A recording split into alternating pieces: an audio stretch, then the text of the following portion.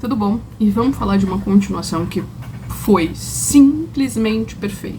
Não sabia que era continuação, tá? Porque sim, eu leio os livros sem ir atrás de grandes informações, sem querer saber muito sobre o que talvez possa ser algo muito ruim ou algo muito bom. Nesse caso foi simplesmente espetacular. E eu tô falando de O Divórcio Perfeito, ou The Perfect Divorce, da Geneva Rose.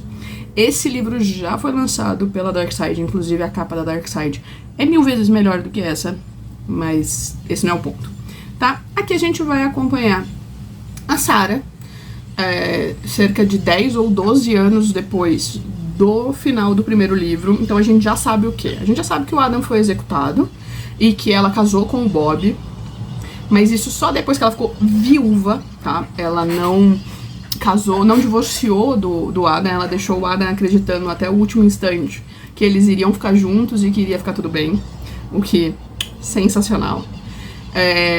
E agora ela descobre o seguinte, ela descobre que o Bob traiu ela.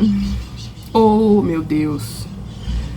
Tanta gente pra trair nessa vida, menos a Sarah. Mas a Sarah, ela faz o quê? Eles estão divorciando, porque eles têm uma filha, a Summer, de cerca de 9, 10 anos de idade.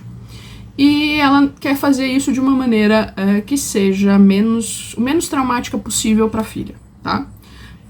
Palmas pra ela como mãe. E aí, juntos eles trabalham ainda naquele mesmo escritório de advocacia e agora eles têm como é que eu posso falar? Um projeto filantrópico para reinserção de criminosos na sociedade. Lógico, depende do que a pessoa fez e eles trabalham ali o tempo inteiro junto. O Bob não quer de maneira nenhuma esse divórcio, ele quer tentar até fazer terapia de casal, ele quer salvar esse casamento de qualquer jeito. Mas eu acredito que ele não queira salvar esse casamento apenas porque ele ama a Sarah, tá? Tem alguns outros motivos que fazem ele querer muito, muito salvar esse casamento e deixar as coisas voltarem ao normal, tá? A Summer é um desses motivos, mas o negócio vai um pouco além. E a Sarah tá irredutível, ela quer o divórcio e nada nem ninguém neste mundo vai fazer ela mudar de ideia, tá? Enquanto a gente tá acompanhando esse dilema matrimonial, a gente tem outra coisa acontecendo, que é uma mulher que está num porão e aparentemente foi sequestrada. Não sabemos por quem, não sabemos como, não sabemos onde, não sabemos absolutamente nada a princípio dela. Mas aos pouquinhos as coisas vão se comunicando, os pontos vão se ligando. Principalmente quando nosso querido Bob é chamado para depor. Porque sim, a mulher que desapareceu nada mais é do que a amante. Não vou dizer que ela é amante, porque foi uma noite só, tá? Eles não têm um caso.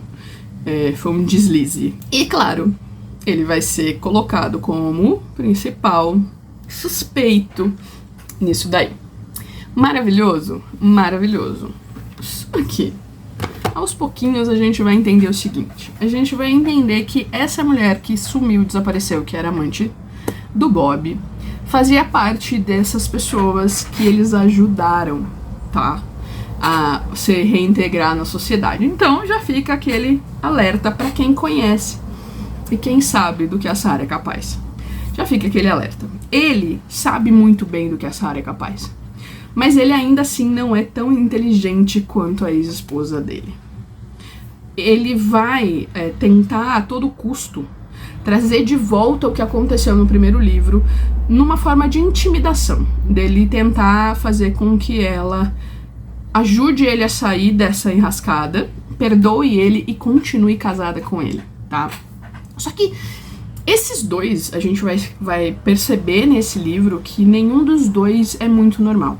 A Sarah, a gente pode até falar que ela tem um quê de psicopatia, tá? Ela é muito fria, muito calculista, ela não dá ponto sem nó. Inclusive, a gente vai ter o delegado do primeiro livro aparecendo e como ele vai ser preso por, se eu não me engano, por agressão. O que vai acontecer? Vão testar o DNA dele e aí a gente vai finalmente descobrir de quem era o DNA, o terceiro jogo de DNA na cena do crime do primeiro livro. E aí a gente vai perceber que tudo foi muito bem arquitetado, não só por ele, mas também pela Sarah, né?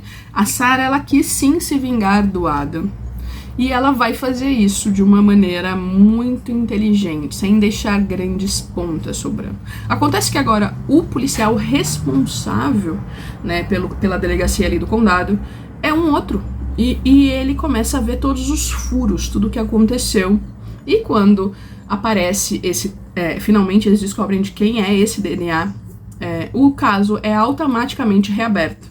Não que isso vai trazer alguma coisa de positivo, porque o Adam foi com Deus, né, há muito tempo, e isso vai dar uma tribuladinha na vida da Sarah, mas nada muito absurdo. Então o Bob vai aproveitar o fato desse caso ter sido reaberto para tentar se livrar a todo custo do crime que estão colocando nele. Gente, o final dessa história é simplesmente maravilhoso. Esse livro consegue ser melhor que o primeiro em todos os aspectos, tá?